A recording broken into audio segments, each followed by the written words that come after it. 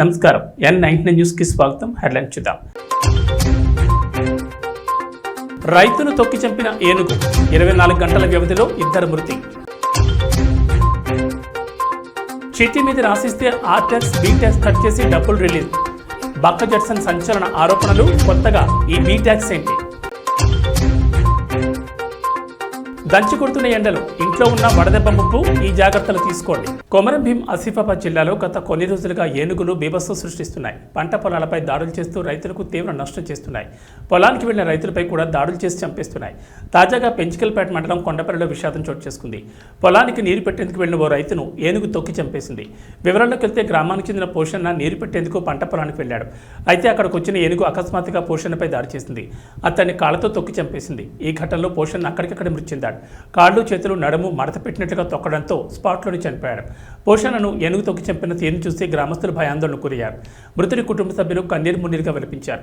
ఏనుగు సమీప గ్రామాల్లోనే తిరుగుతుండడంతో ప్రాణాలు గుప్పెట్లో పెట్టుకుని కాలం వెళ్లదీస్తున్నారు. ఏనుగును బంధించేందుకు చర్యలు తీసుకోవాలని ప్రజలు అధికారులను వేడుకుంటున్నారు. తెలంగాణలోని కాంగ్రెస్ ప్రభుత్వం ఆర్ ట్యాక్స్ వసూలు చేస్తున్నారని బీజేపీ శాసనసభ అపక్షనేత మహేశ్వర్ రెడ్డి ఇటీవల తీవ్ర ఆరోపణలు చేసిన సంగతి తెలిసిందే. ఆర్ ట్యాక్స్ అంటే రేవంత్ ట్యాక్సా, రాహుల్ ట్యాక్సా, రాజీవ్ ట్యాక్సా అని ప్రశ్నించారు. ఇప్పటికే 1500 కోట్ల డబ్బులు పంపించారని, ఇంకా 500 కోట్ల పంపడం కోసం ఈ ట్యాక్స్ వసూలు చేస్తున్నారని ఆయన తీవ్ర ఆరోపణ చేశారు. ఈ చిట్టా మొత్తం తమ వద్దుందని తెలిపారు. సందర్భం వచ్చినప్పుడు అన్ని బయటపెడతామని వారం రోజుల క్రితం వ్యాఖ్యానించారు. తాజాగా కాంగ్రెస్ బహిష్కృత నేత బక్క జడ్సన్ కూడా రేవంత్ ప్రభుత్వంపై తీవ్ర ఆరోపణ చేశారు.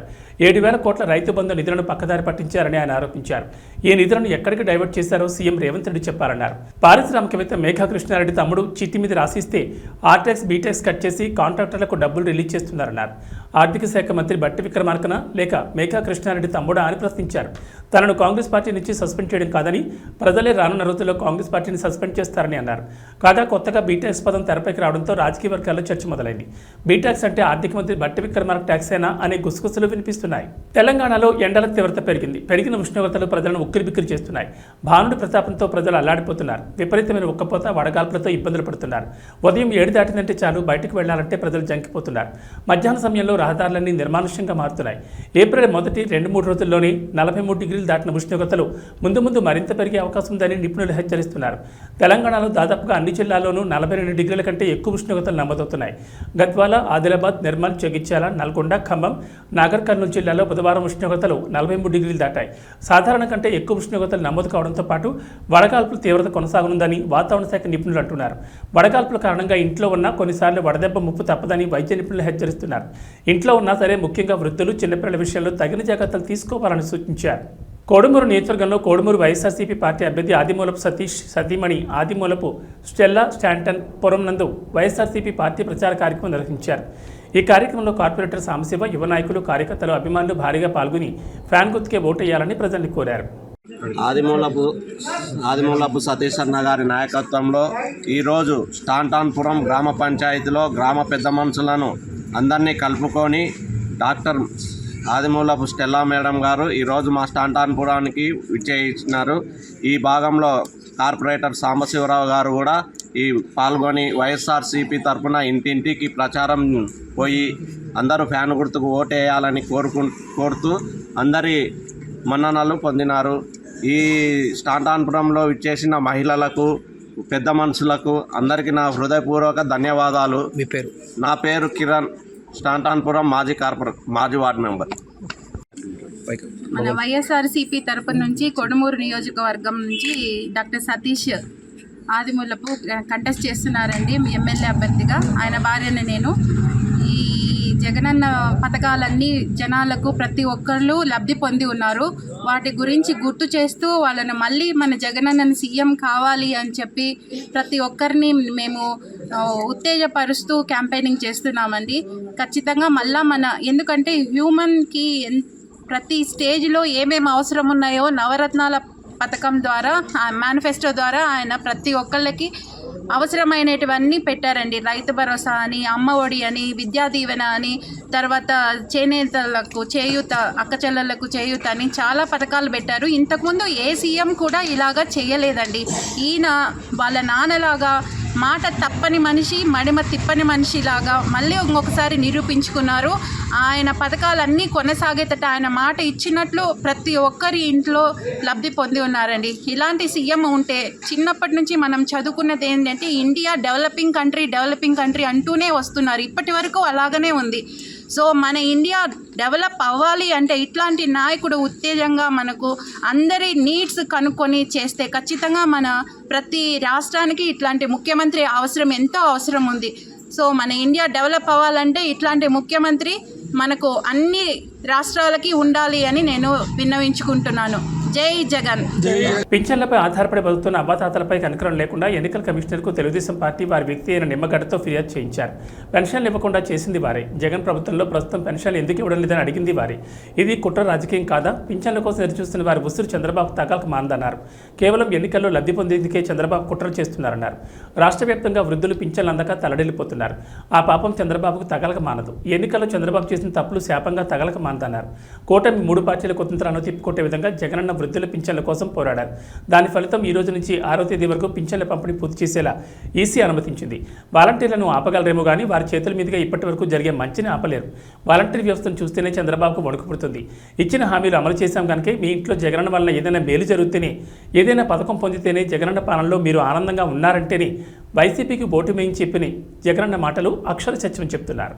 రాష్ట్రంలో పెన్షన్దారులు పడుతున్న ఇబ్బందుల్ని అందరూ గమనిస్తున్నారు.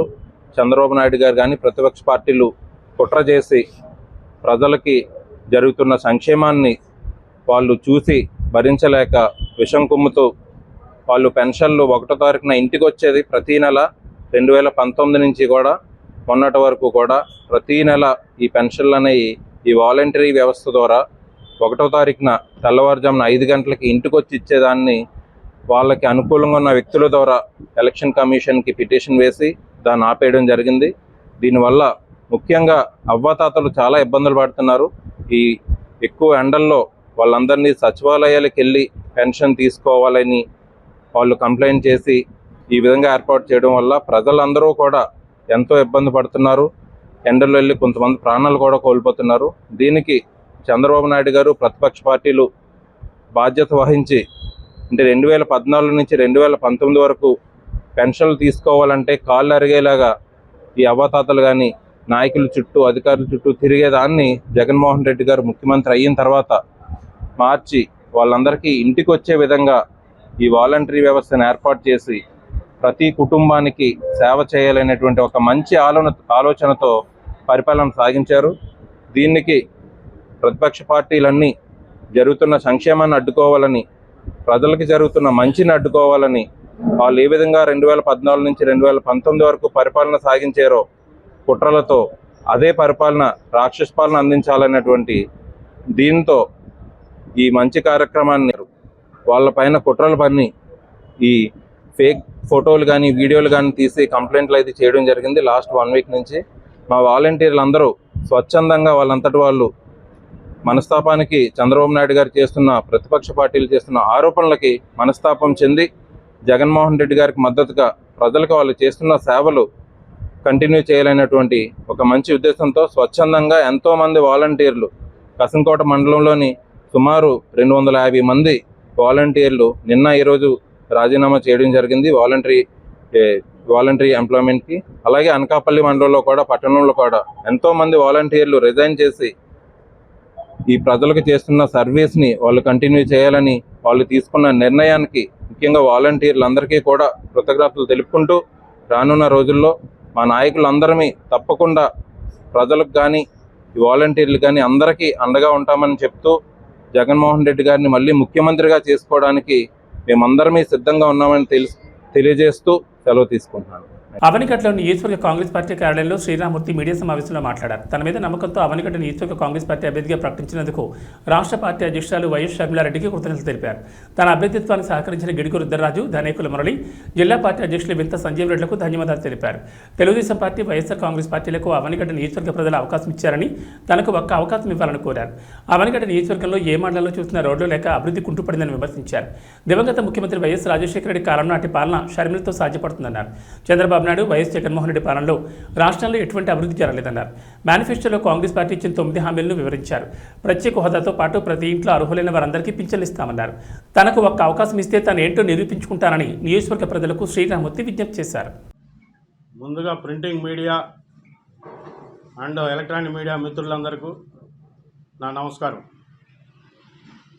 నన్ను వైఎస్ షర్మిలారెడ్డి గారు అవనిగడ్డ అభ్యర్థిగా నియమించినందుకు ఆమెకు ముందుగా కృతజ్ఞతలు తెలుపుతూ, అలాగే నాకు సహకరించిన గిడుగు రుద్రరాజు గారు, ధనేకల్ మురళి గారు, మా జిల్లా అధ్యక్షులు వింతా సంజయ్ రెడ్డి గారు నన్ను బెస్ట్ అభ్యర్థిగా అవనిగడ్డకి నియమించినందుకు వాళ్ళకు కూడా కృతజ్ఞతలు తెలుపుతూ, అలాగే అవనిగడ్డ వాటర్ మహాశయులకు వైసీపీ పార్టీని చూశారు, తెలుగుదేశం పార్టీ అభ్యర్థిని చూశారు, నాకు కూడా ఒక అవకాశం ఇవ్వమని చెప్పి వాటర్ మహాశయులకు ప్రతి ఒక్కరికి పేరు పేరున అందరికీ నా నమస్కారం. అలాగే అభివృద్ధి చూసాం. మన అవనిగడ్డ దేవతాలక మొత్తం కోడూరు రోడ్లు కానీ, నాగలంక మండలం రోడ్లు కానీ, మోపుదేవి మండలం రోడ్లు కానీ, ఒక మండలం 2 మండలాలు తప్ప అన్నీ మరీ దరిద్రంగా తయారైన రోడ్ల పరిస్థితి. అలాగే లోకల్ ప్రాబ్లమ్స్ ఉన్నాయి చాలా. పొలాలకు కానీ, ఇంటి స్థలాలకు కానీ చాలా ఇబ్బందులు ఉన్నాయి.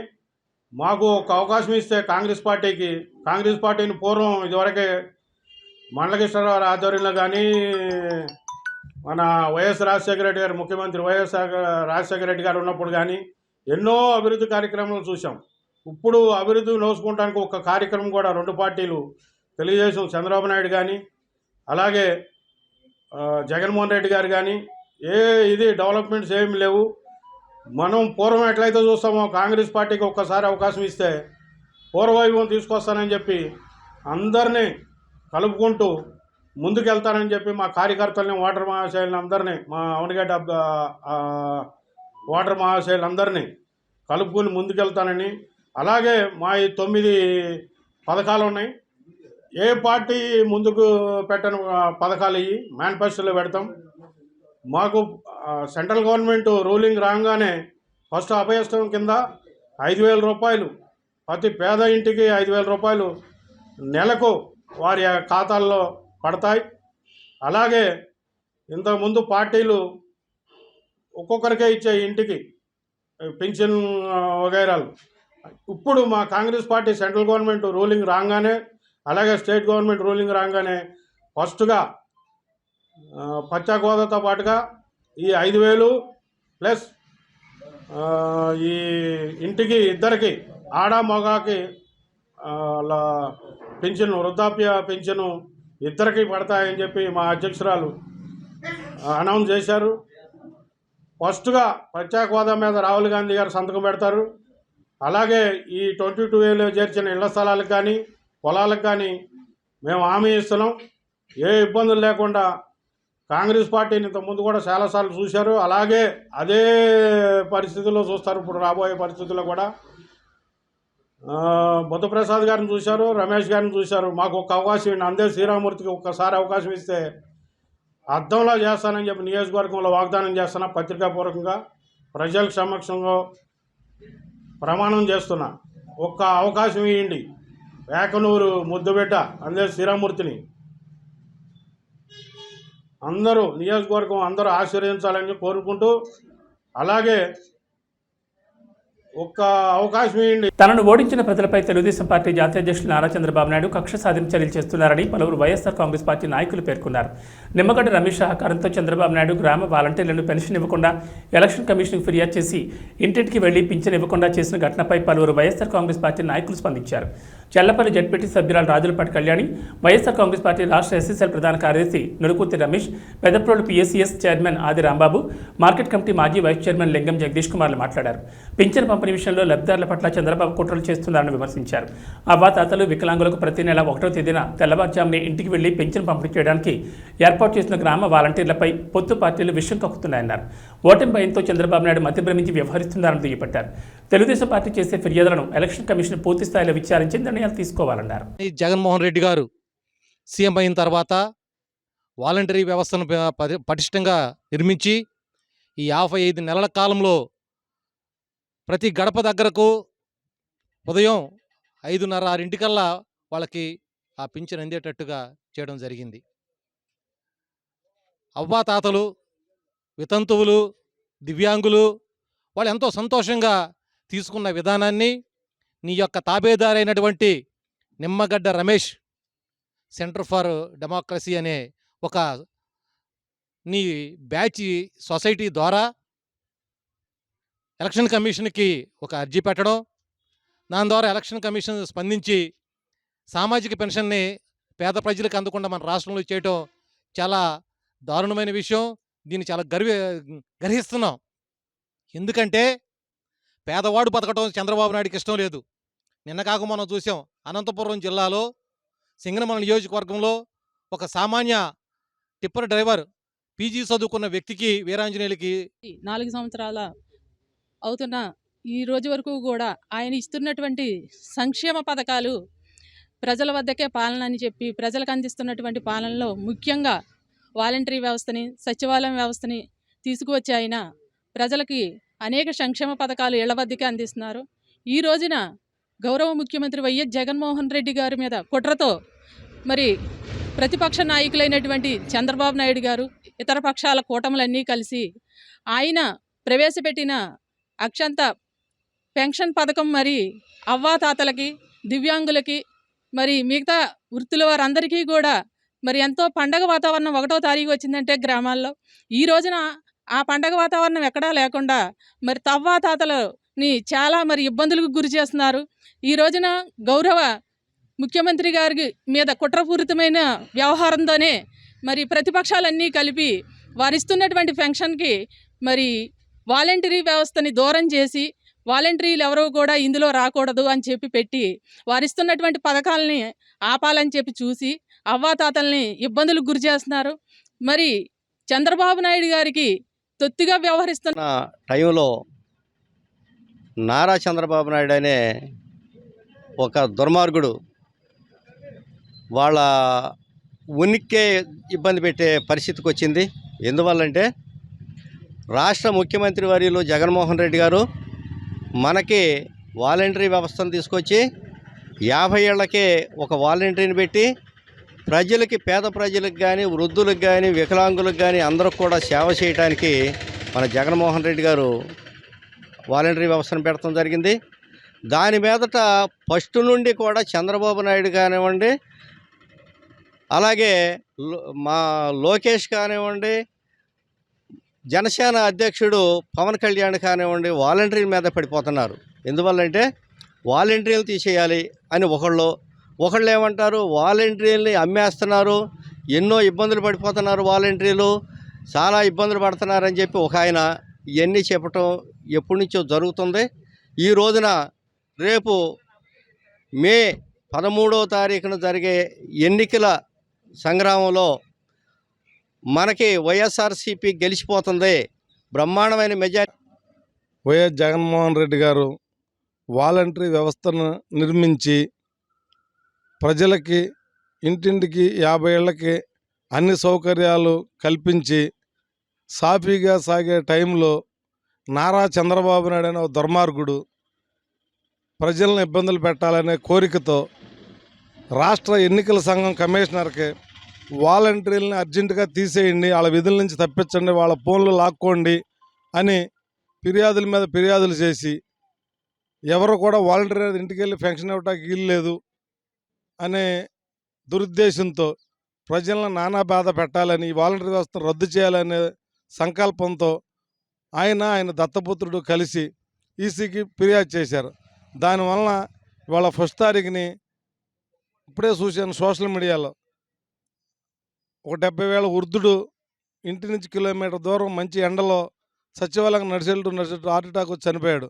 ఇలా చాలామంది అవ్వాతాతలు, ముసలి పెన్షన్ సచివాలయం స్టాఫ్తో డోర్ టు డోర్ ఇప్పించాల్సిందని గవర్నమెంట్ ఒక ఆర్డర్ వేస్తే వాళ్ళు ఇచ్చేవారని, ప్రతి సచివాలయంలో 10 మంది ఉన్నారని చెప్పారు. విచిత్రం ఏంటంటే పెన్షన్ ఇచ్చేందుకు లాగిన్ సచివాలయం ఉద్యోగులందరికీ ఇచ్చారు, కానీ ఇంటికి వెళ్ళొద్దు, ఆఫీసులోనే ఇవ్వండి అని ఆర్డర్ ఇచ్చారు. ఈ మాటలు అక్షర సత్యం. తిరిగి చంద్రబాబు పెన్షన్ ఇవ్వద్దన్నాడని ప్రజల్ని మభ్యపెడుతున్నారు. రాజకీయం కోసం నేను ఈ మాట చెప్పడం లేదు, బట్ ఒక అబద్ధం ఇలా ప్రచారంలోకి వెళ్తే అదే నిజమని ప్రజలు మళ్ళీ మోసపోతారేమో అనే ఉద్దేశంతో నిజం తెలియజేయాలని మాత్రమే ఈ గ్రూప్లో ఈ మెసేజ్ చేయాల్సి వచ్చింది. ఇప్పటికైనా సచివాలయం ఉద్యోగుల చేత పెన్షన్ ఇంటికి తీసుకెళ్లి ఇచ్చే ఏర్పాట్లు చేయాలి. చిత్తశుద్ధి ఉంటే, నిజంగా అవ్వాతాతల మీద జాలి ఉంటే, నాకు శవరేజికాలు కలిసి వచ్చాయి, నాకు సిగ్గు లేదు, ఎవరేమనుకుంటారో అనే విజ్ఞత లేదు, నాకు కావాల్సింది అబద్ధాలు చెప్పి ప్రజల్ని మభ్యపెట్టి నువ్వు చేసిన తప్పులు ప్రతిపక్షం మీద నెట్టేసి ఓటు వేపించింది అనుకుంటే ఈసారి ప్రజలు అంత తెలివి తక్కువగా లేరు, నీ పని పడతారు జాగ్రత్త అంటూ హెచ్చరించారు. శవ రాజకీయం కన్నా దరిద్రగొట్టు రాజకీయం చేస్తుంది ఈరోజు వైసీపీ గవర్నమెంట్. పెన్షన్ రాజకీయం, డబ్బులు ఇవ్వండి వైసీపీ గవర్నమెంట్, జాప్యం చేస్తుంది వైసీపీ గవర్నమెంట్. ఈ రోజు ఆ డబ్బులన్నీ లూటీ చేసి వాళ్ళ ఖజానా నింపుకుంది కూడా వైసీపీ గవర్నమెంట్. అదేమంటే జనాల దగ్గరికి వెళ్లి చంద్రబాబు నాయుడు గారు ఆపారంట. ఎలా ఆపుతారు? ఎవ్వరు ఆపల, చంద్రబాబు నాయుడు గారు ఆపల, కోర్టులు ఆపల, ఏ అధికారి ఆపల, ఎవ్వరు కూడా పెన్షన్ ఇవ్వద్దు అని చెప్పలేదు. పెన్షన్ ఇవ్వండి, వాలంటీర్ని వాడమాకండి, వేరే గవర్నమెంట్ ఆఫీసులను వాడుకొని ఇవ్వండి అని చెప్పారు. ఏ గవర్నమెంట్ ఆఫీసులు ఎవరు లేరా వెళ్ళి డబ్బులు ఇవ్వడానికి? కావాలని అబద్ధం. ఇప్పుడు డబ్బులన్నీ ఖాళీ అయిపోయినాయి, మొత్తం నీ ఖజానా నింపేసుకున్నావు, రేపు పొద్దున ఎలక్షన్కి వెళ్ళాలంటే ఈ డబ్బులే వాడతావు, ప్రజల డబ్బులే వాడతావు. ఇదేనా ఫస్ట్ టైం జరుగుతుందా ఏంటి? ఎంప్లాయీస్ కి నెలల జీతం ఎవరు ఇవ్వద్దన్నారు? చంద్రబాబు నాయుడు ఇవ్వద్దన్నారా? ఎందుకు ఇవ్వలేకపోయావు? డ్వాక్రా మహిళలు చేసుకున్న సేవింగ్స్ డబ్బులు కొట్టేశావు. బ్యాంకులకు వెళ్తే వాళ్ళు మా దగ్గర డబ్బులు లేవని చెప్తున్నారు.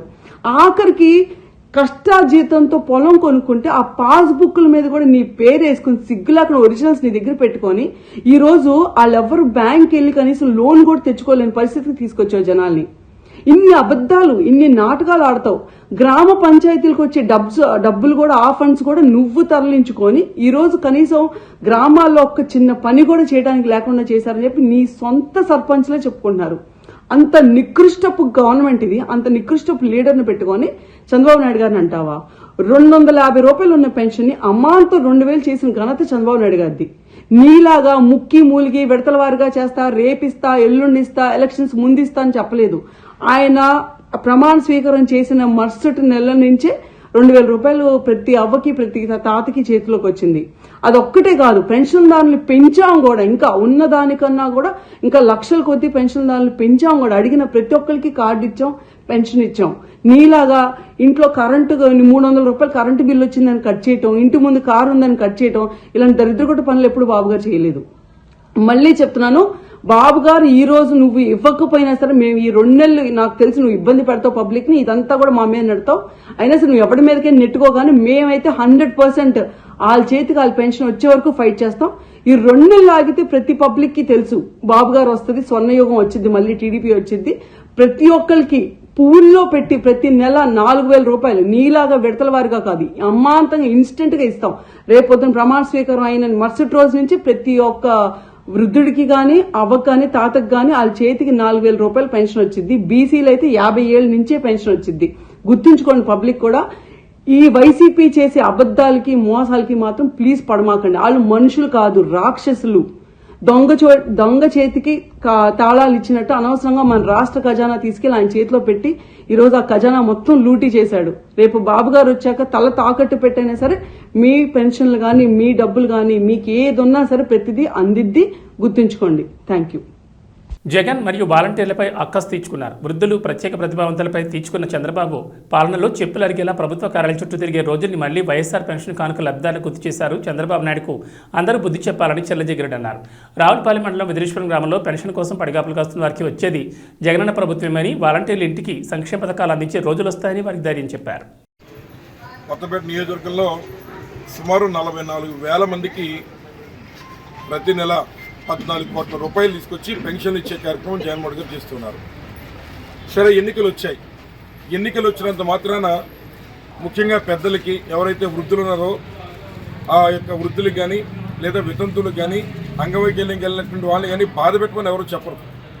కానీ దురదృష్టం, ఈ రాష్ట్రంలో నారా చంద్రబాబు నాయుడు గారు, ఆయన కూడా 70 సంవత్సరాల వయసు ఉన్నటువంటి వ్యక్తి అయినప్పటికీ 14 సార్లు ఆయన కూడా 14 సంవత్సరాలు ముఖ్యమంత్రిగా చేసినటువంటి అనుభవం ఉండి ఇవాళ ఆయన వయసు ఉన్నటువంటి వాళ్ళందరినీ ఇబ్బంది పెట్టే విధంగా అనేక రకాల ఫిర్యాదులు, అదేవిధంగా అనేక రకాలైనటువంటి పిటిషన్లు కోర్టుల్లో వేసి ఇవాళ ఈ యొక్క వృద్ధుల యొక్క పట్టగొట్టే కార్యక్రమం నారా చంద్రబాబు నాయుడు గారు చేస్తున్నారు. నేను డైరెక్ట్గా అడుగుతున్నాను, దీనివల్ల మీకు కలిసి వచ్చే అంశం ఏంటని అడుగుతున్నాను.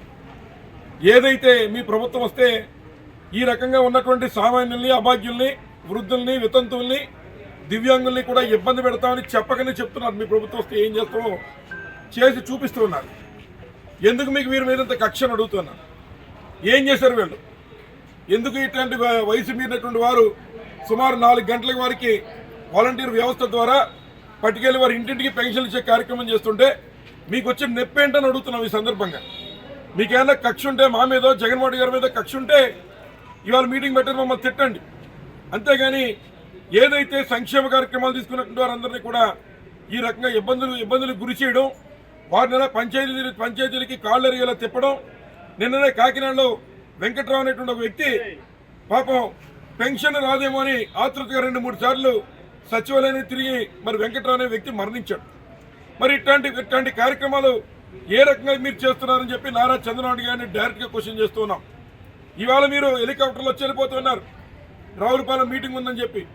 అలాగని కరోనా వచ్చి మీరు హైదరాబాద్లో దాక్కున్నారు. అట్లాంటి టైంలో కష్టపడి పనిచేసినటువంటి వాలంటీర్లని ఇవాళ కనీసం వెళ్ళి పెన్షన్ ఇచ్చే అవకాశం లేకుండా మీరు కోర్టులో వేసి ఈ రకంగా ఈ యొక్క పెద్దల యొక్క ఉసురు మీకు తగులుతుంది. రేపు ఎలక్షన్లో మీకు ఏదైతే 2 నెలల ఎలక్షన్లు ఉన్నాయో మరి ఎలక్షన్లో తప్పనిసరిగా ఈ వృద్ధుల యొక్క ఉసురు నారా చంద్రబాబు గారు తగులుతుంది. ఈ రాష్ట్రాన్ని బట్టి దరిద్రం వదులుతుందని ఈ సందర్భంగా మనవి చేస్తూ ఉన్నా. కొన్నట్టున్నారు ఆ వృద్ధులకు కానీ, వితంతువులకు కానీ, దివ్యాంగులకు కానీ మాటిచ్చి వెళ్తూ ఉన్నా. మళ్ళీ ఎలా ఎలక్షన్లు అయిన వెంటనే ఈ రాష్ట్రంలో మీ మనవడు జగన్మోహన్ గారు గెలవడం ఖాయం. ఇక్కడ నన్ను కూడా ఆశీర్వదించండి. తప్పనిసరిగా మీ పెన్షన్లు మళ్ళీ వాలంటీర్ల ద్వారా మీ ఇంటింటికి పంపించే బాధ్యత వైఎస్ఆర్ కాంగ్రెస్ పార్టీ తీసుకుందని నేను చూస్తున్నా. ముఖ్యంగా ఎప్పుడూ జరగని ఎలక్షన్ రావచ్చు, అంతేగాని రొటీన్గా జరిగే కార్యక్రమాలన్నీ జరగాల, ఏది ఆపకూడదు. ఇవాళ ఉద్యోగస్తులు జీతాలు రావట్లేదా, లేదా మిగిలిన కార్యక్రమాలు జరగట్లేదా, ఏదో కొత్త కార్యక్రమాలు మొదలు పెట్టకూడదు. మరి ఈ పెన్షన్ 44,000 మంది కొత్తపేట నియోజకవర్గంలో మరి సుమారు 5 సంవత్సరాల నుంచి జగన్మోహన్ గారు ఇస్తున్నాడు. ఇవాళ దీని మీద మాత్రమే కోర్టులో పిటిషన్లు వేసి ఏ రకంగా ఇంతమంది పేదవాళ్ళ యొక్క పట్ట, ముఖ్యంగా వృద్ధులు, మరి ఏదైతే మందులు కొనుక్కునేటువంటి వాళ్ళు, పాపం షుగర్ టాబ్లెట్లు తెచ్చుకునేటువంటి వారు, లేదా బియ్యం కొనుక్కుని ఇంట్లో వంట వండుకోవాల్సినటువంటి వారు ఇవాళ ఈ వేసవ కాలంలో ఇవి బులెటిన్ విశేషాలు. నమస్కారం.